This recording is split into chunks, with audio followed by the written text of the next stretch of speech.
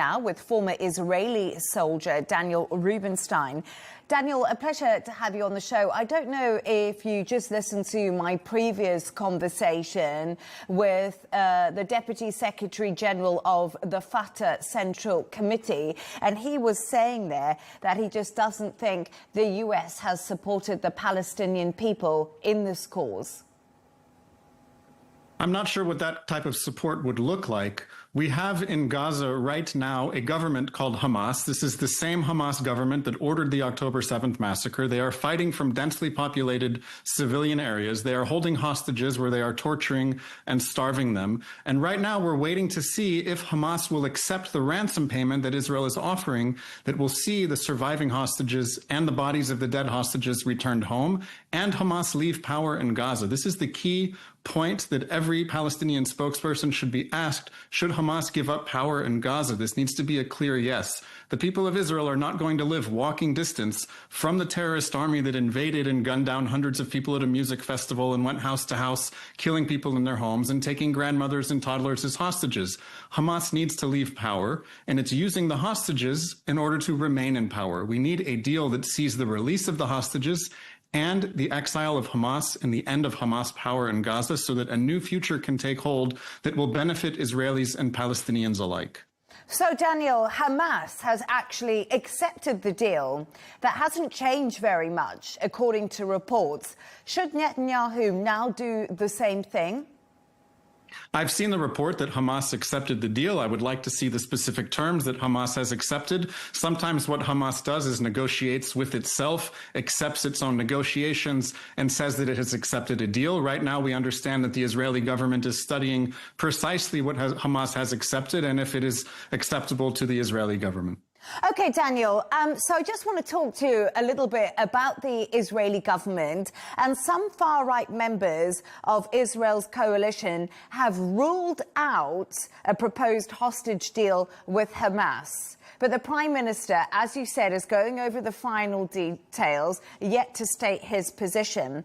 So my question to you is, why do some members of the coalition want to keep on fighting, which is killing Gazans and Israeli soldiers?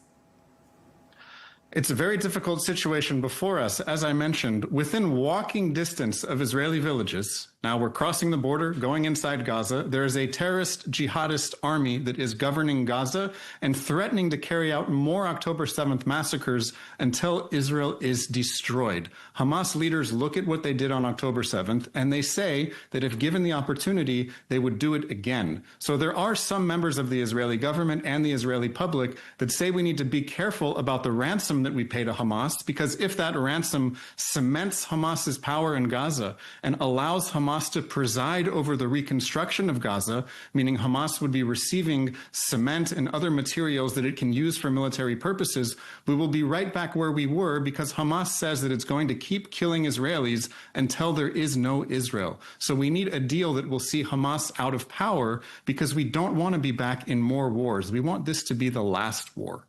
So, Daniel, a lot of people listening to this will be hearing exactly what you say, like I am. And some people will say, yes, Hamas did commit October the 7th, which was an absolute atrocity and nobody supported that at all.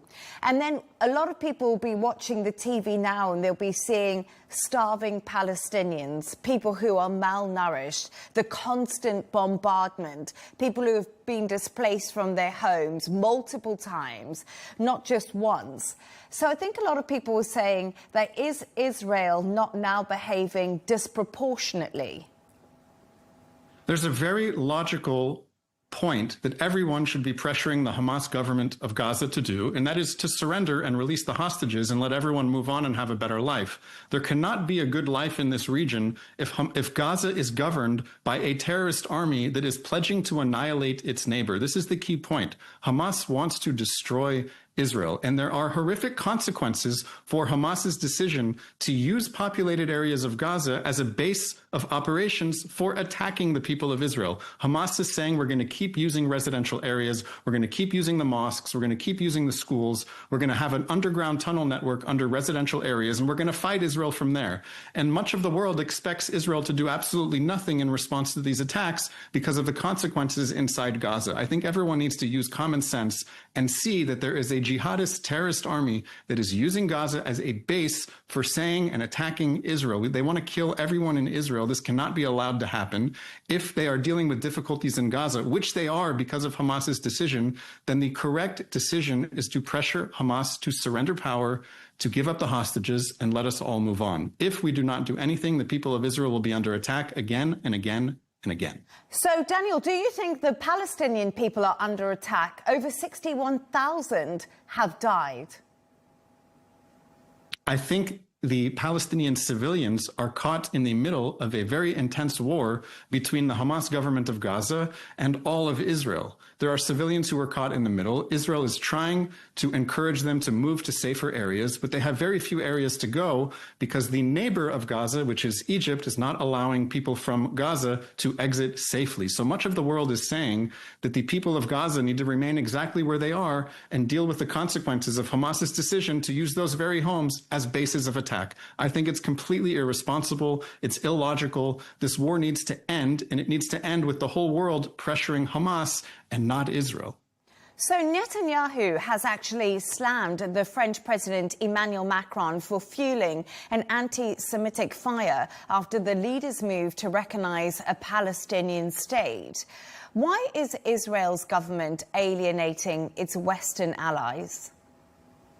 Well, why are the Western allies alienated is a question for them to answer. I think they are attempting to appease their own public and to show that they can do something.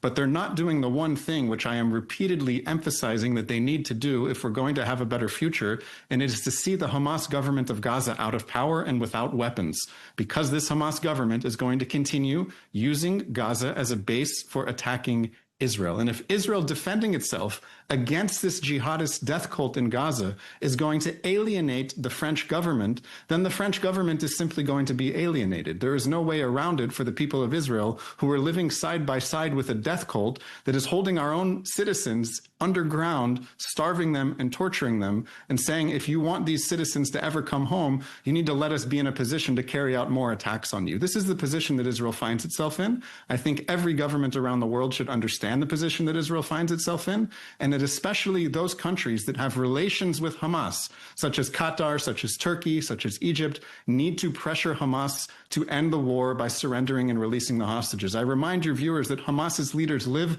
in Qatar. Qatar could be a big help. This is the Emir of Qatar. I think people should know who he is because he's in a position to have a tremendous influence on the Hamas leaders who live in his capital. He has not called on the Hamas leaders to give up power and release the hostages. I think that would make a big impression if he did so. Daniel, just one final thought. We are running out of time, but you know, we're talking about a proposed ceasefire deal here. And, you know, we've been discussing Israel feels that it's desperately under threat. The Palestinian people are facing a humanitarian crisis and bombardment. Do you have any hope at all that diplomacy, Daniel, is going to work in this situation and that a ceasefire deal can be reached? It's very hard to find middle ground between Hamas on the one side, which is saying it's going to fight Israel forever until Israel's destroyed, and Israel on the other side, which is saying we don't want to be destroyed. This is the position that we find ourselves in. And as long as Hamas's position is that Israel must be destroyed, then there can't be diplomacy. Right now, we are trying to find a way out, and Israel is willing to pay a very high ransom to the people who invaded Israel and took hostages to say, let the hostages go, give up power, and you can survive. This is our willingness to pay a ransom to bring an end to this war and to see the safe return of the hostages. But we cannot be in a situation where the same people who invaded Israel and took hostages are just next door to us and promising that they're going to do it all again. That's not a diplomatic way, and I don't think there's a diplomatic solution aside from pressuring Hamas to release the hostages immediately and to end the war that it started. Daniel Rubenstein, thank you for joining the show.